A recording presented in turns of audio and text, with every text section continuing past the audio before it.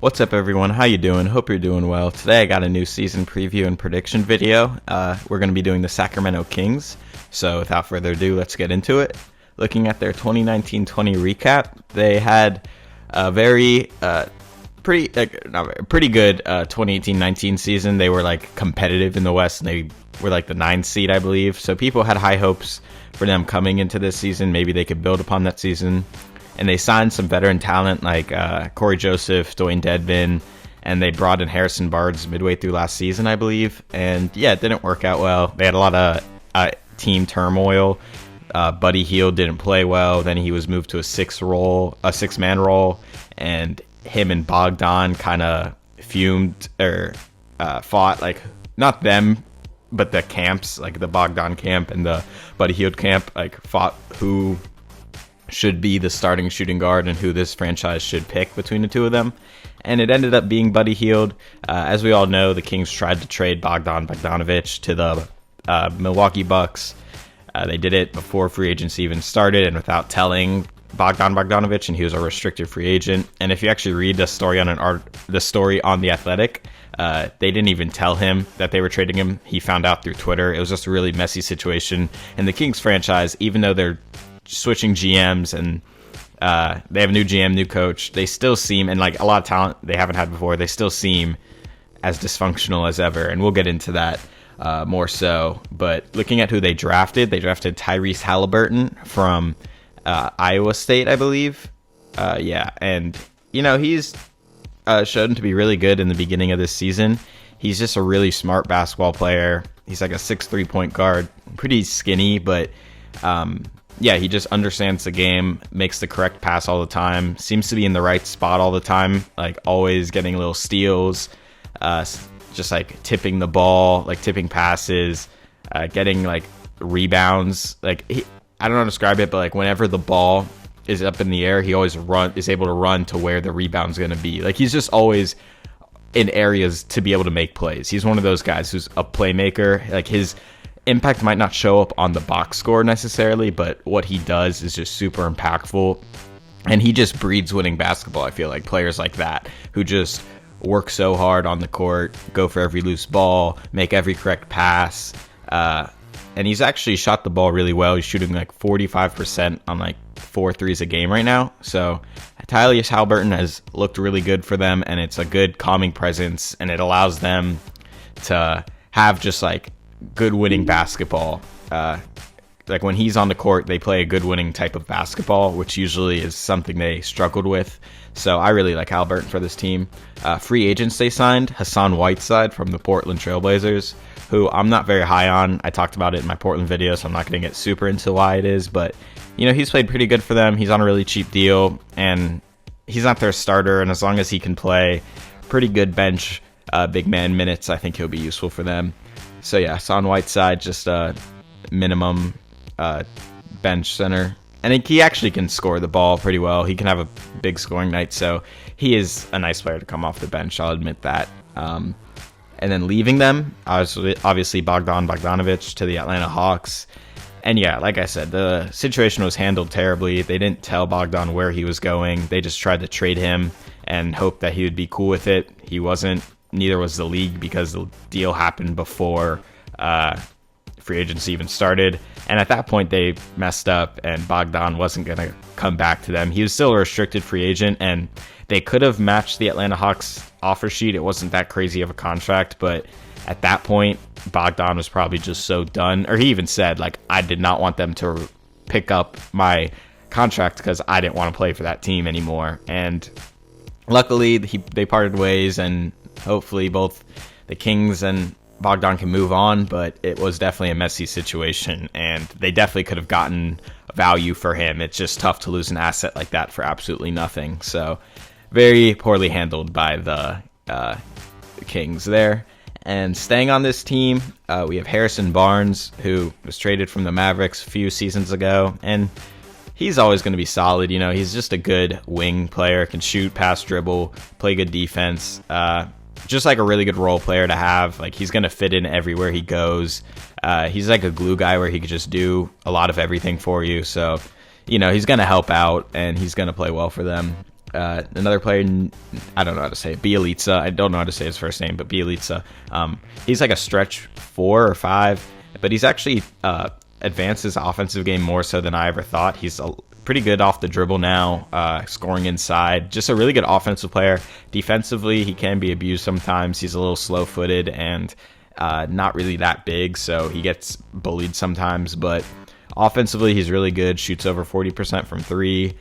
Can score inside, can go off the dribble a little bit, attack closeouts, okay passer, and yeah, he's a gamer type dude too. Like he hits big shots for them. I like Bielitsa. I think he could be a winning type player for them and a good source of offense from that big man position.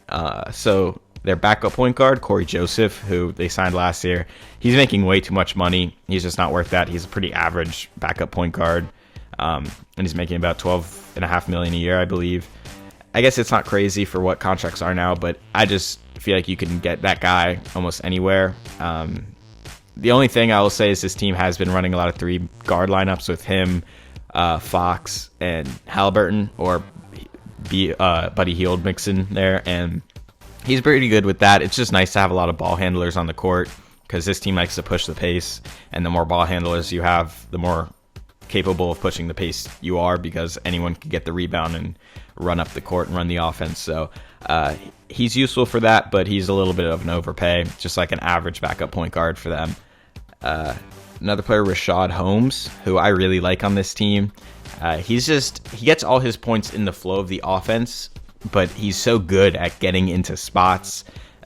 He has a really good floater game, really athletic, really quick. Not great defensively, but good rebounder, so that helps defensively. And yeah, he's just super athletic, super fluid for his size. Just like a good athlete scoring inside on offense. Can finish in a lot of different ways. Not a terrible jump shooter. He shot 35% from 3 on like 1.5 attempts a game, so it's not a lot, but he did do that at one point in his career. And he does shoot them sometimes, but he's not a reliant 3-point shooter. He hasn't done it much this year either, but scoring inside, he's really good. Just a double-double guy, and I like his offensive game. So I like Rashard Holmes. Another player, Marvin Bagley, who has been injured for this team a lot, and he's playing this season. Got off to a slow start, had a few good games recently, so maybe he can turn around. He's been good every time he's healthy for most of his career. Like every time he's on the court, you can see why he was a top 5 pick. It's just he hasn't been able to stay on the court. I think if he's able to stay on the court for a whole season, he'll be good. Because right now he's just like coming in, coming out, coming in, coming out. So it's tough to form consistency when that happens. So I think obviously him struggling right now isn't surprising, but I could see him picking up his play and turning into the top 5 caliber player he is supposed to be. If you didn't know, though, there's a lot of drama going on with him and the Kings. His father tweeted to trade Marvin Bagley at the beginning of this season on Twitter. Yeah, his dad did that. I know that seems crazy, but it happened. Deleted the tweet, and then De'Aaron Fox's dad decided to tweet, go ahead and trade him. So not a good look for the Kings or this team, and to be frank, they haven't played as well since that happened. They had a hot start to the season, lost a few games. They won the last one, but De'Aaron Fox was out that game, and Tyrese Halliburton had a really good game and kind of led that team.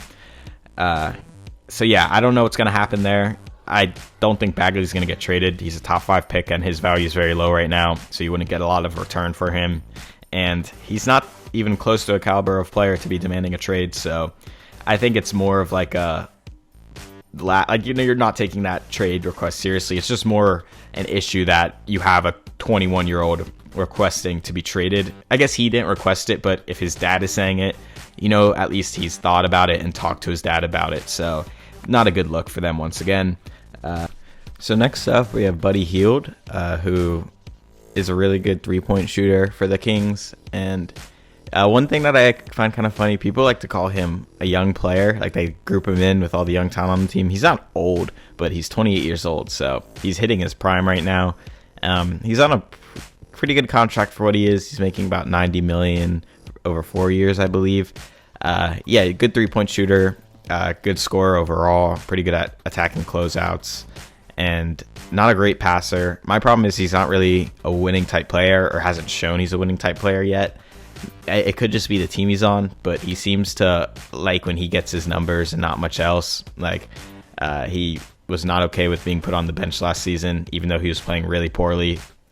So yeah, and he asked to be traded once he got put on the bench, so he just didn't respond to that well at all.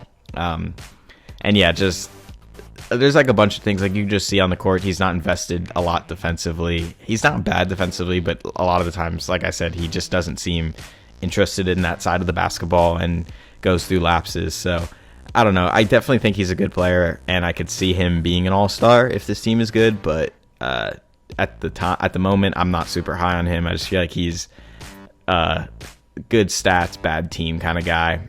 I think if he went to another team and if he was slotted as like the third or fourth guy, which I don't even know if he'd be okay with, but that would be his best role to me. Like I think he's a really good off-ball shooter, so I think that would be his best role. And then looking at the star of this team, De'Aaron Fox, yeah, he's really good. He has something you can't teach, which is speed. He's one of the fastest players in the league, really good at pushing at transition, really good in the open court, super athletic, finishing around the rim.